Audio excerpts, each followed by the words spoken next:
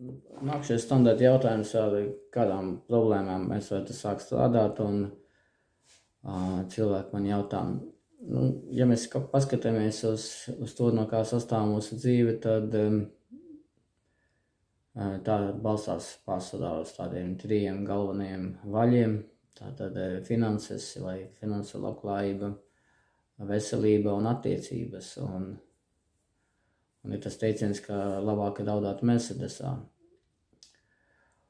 Un ja mēs tiekam pāri no šiem te uzstādījumiem par naudu, kas ir, dotajā variantā, pārsvarā pie mums atnākuši no vecākiem, kas teica, ka naudu var drīkst nopelnīt tikai godīgā ceļā, smagā darbā, vai arī kāds jautājums, ka, lai tikai nebūtu kādreiz tev piecietīšu un tā tālāk, ka tās visas programmas mūsos visos sēž no mūsu padomju mantojuma. Tātad tās visas programmas vajadzētu realizēt un sākt gribēt arī dzīvot dzīvi tādā kā vairāk labklājībā, noņemt daudzus uzstādījumus, jo ja mums ir bērnībā pateikts, ka labs cilvēks nevar būt bagāts, tad zemapziņā tas ir konflikts. Zemapziņa grib tev labu, zemapziņa grib tev, lai tu neesi sliktais, un tāpēc labiem cilvēkiem naudas nav.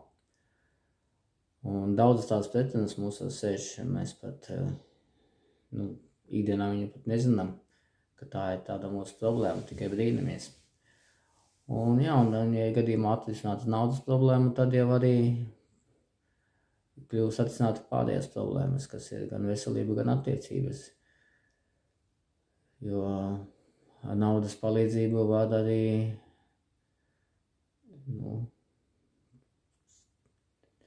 labāk sevi atveseļināt visos iespējamos veidos, jo nauda tas ir tā kā asinsrite ķermenī, kas apgādā visu katru ķermeņa šūnu ar vajadzīgām barības vielām un skābekli.